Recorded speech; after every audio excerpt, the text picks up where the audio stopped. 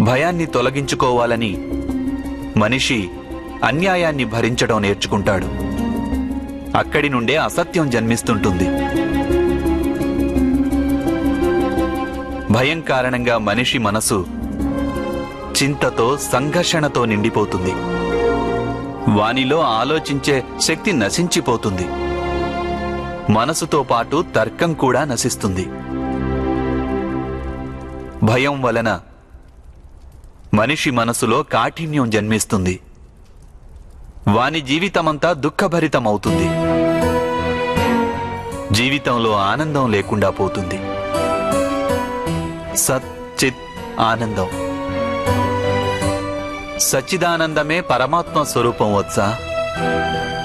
భయం కారణంగా మనిషి పరమాత్మ నుండి దూరంగా వెళ్ళిపోతాడు. కానీ ఇంద్రుని పూజ